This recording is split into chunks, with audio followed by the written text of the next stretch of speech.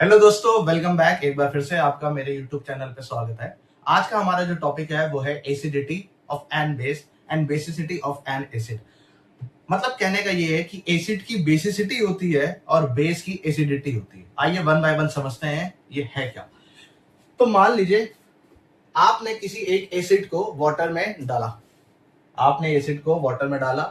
ये जितने hydrogen ion या फिर जितने हाइड्रोनियम आयन आपको मिलेंगे वही उस एसिड की बेसिसिटी कहलाती है। फिर से ध्यान दिएगा कि एसिड की बेसिसिटी होती है एंड बेस की एसिडिटी होती है। तो जितने number of H plus ion या फिर हाइड्रोनियम आयन आपको वाटर में मिलेंगे जब एक मॉलिक्यूल एसिड का डाला जाएगा। फॉर एग्जाम्पल आपने HCl लिया, हाइड्रोक्लोरिक एसिड लिया और इसको वाटर में डाला, तो यहाँ का जो H प्लस है, हाइड्रोजन आयन है, वो यहां जाके क्या बना देगा, H3O प्लस बना देगा और Cl माइनस बना देगा। अब इस एसिड के एक मॉलिक्यूल के अंदर एक ही हाइड्रोजन आयन आपको मिल रहा है या फिर हाइड्रोनियम आयन मिल रहा है जब वाटर में इसको डिसॉल्व कर रहे हैं। तो हम ये कह रहे हैं कि HCl की बेसिसिटी जो होती है वो 1 होती है। आइए एक और एग्जांपल समझते हैं। अगर हम HNO3 को ले लें, नाइट्रिक एसिड को ले लें और इसको हम क्या करें, वाटर में डालें, तो यहां पे क्या होगा कि जो H हाइड्रोजन आयन है वो इस H2O के साथ मिलके हाइड्रोनियम आयन H3O प्लस बना देगा और जो हमारा नाइट्रेट आयन है वो बाहर निकल जाएगा। तो HNO3 के एक मॉलिक्यूल को जब वाटर में डाला गया तो कितने हाइड्रोनियम आयन मिले हमको, तो 1 हाइड्रोनियम आयन मिला। तो इसके आधार पे हम बोल रहे हैं कि HNO3 जो होता है वो मोनोबेसिक एसिड होता है। नाम याद रखिएगा, मोनोबेसिक एसिड। मोनोबेसिक एसिड वो होता है जिसकी बेसिसिटी 1 होती है। आइए नेक्स्ट बात करते हैं डाई बेसिक एसिड की। अगर हम लोग बात करें जिसमें हमारे पास क्या है, H2SO4 है एंड H2CO3 है। डेफिनेशन के अकॉर्डिंग हम एक मॉलिक्यूल लेंगे H2SO4 का, तो 1 molecule of H2SO4 dissolve in water. अब देखिएगा क्या होगा, यहां से एक H प्लस हाइड्रोजन आयन मिलेगा और H2O से मिलके 1 H3O प्लस बना देगा एंड HSO4 माइनस बना देगा। अब फिर से HSO4 यहां पे लिया जाएगा क्योंकि अभी इसके अंदर हाइड्रोजन आयन है। फिर ये वाटर से क्या करेगा, डिसॉल्व होगा, वाटर से रिएक्ट करेगा और क्या बना देगा, H3O प्लस बना देगा एंड SO4 2 माइनस बना देगा। अब इसके अंदर हाइड्रोजन आयन नहीं है, मतलब कि H2SO4 में पूरा का पूरा हाइड्रोजन आयन जो है वाटर में डिसॉल्व हो गया है और 2 हाइड्रोनियम आयन आपको दिया है। मतलब कि H2SO4 के एक मॉलिक्यूल ने वाटर में 2H3O प्लस 2 हाइड्रोनियम आयन दिए हैं। इसके आधार पर हम ये बोल रहे हैं कि जो H2SO4 होता है उसकी बेसिसिटी जो होती है वो 2 होती है। That's mean dibasic acid है। तो H2SO4 कौन सा एसिड है, डाई बेसिक एसिड है। फिर से सुनिएगा, मोनोबेसिक एसिड कौन होता है, जब पानी में इसको डिसॉल्व किया जाए, एक हाइड्रोनियम आयन मिले या एक हाइड्रोजन आयन मिले, तब जाके ये कहलाएगा मोनोबेसिक एसिड। तो HCl, HNO3, CH3COOH को एक बार मैं आपको दिखा देता हूं।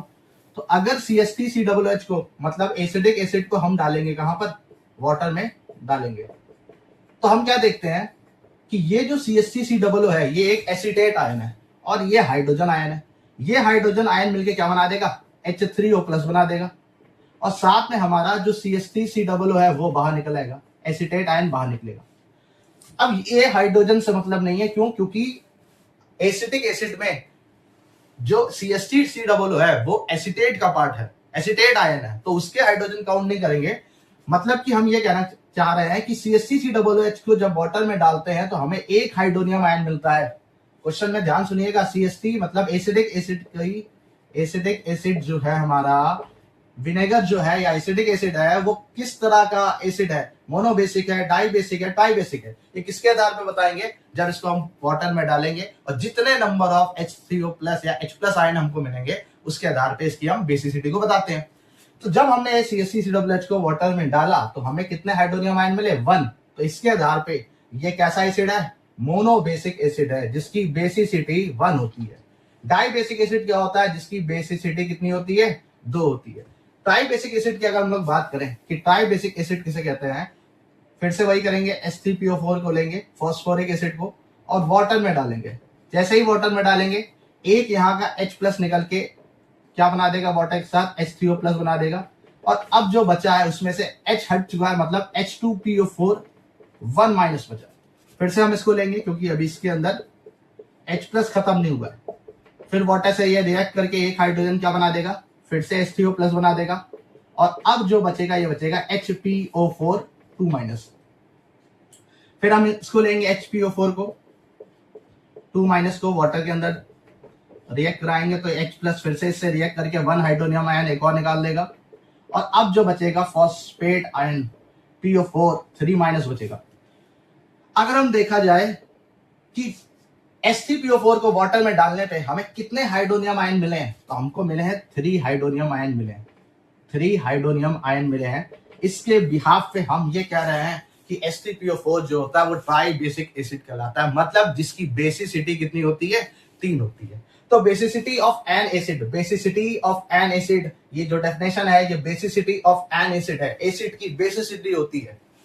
क्या डेफिनेशन है, the number of hydrogen ion as well as hydronium ion or hydronium ion which can be produced per molecule of an acid in aqueous solution। जब किसी एसिड के एक मॉलिक्यूल को वाटर के सॉल्यूशन में डालते हैं और जितने number of H3O plus ion मिलते हैं वो उस एसिड की बेसिसिटी होती है। क्या होती है, बेसिसिटी। तो HCl HNO3 CH3COOH की बेसिसिटी कितनी है, 1 है। ध्यान रखना CH3COOH इंपॉर्टेंट है। डाई बेसिक एसिड मतलब H2SO4 H2CO3 sulphuric acid carbonic acid इनकी बेसिसिटी 2 होती है। ट्राई बेसिक एसिड इनकी बेसिसिटी कितनी होती है, 3 होती है। ये ध्यान रखने वाली बात थी, ठीक है। आई होप आपको समझ में आया होगा कि बेसिसिटी ऑफ एन एसिड क्या होता है।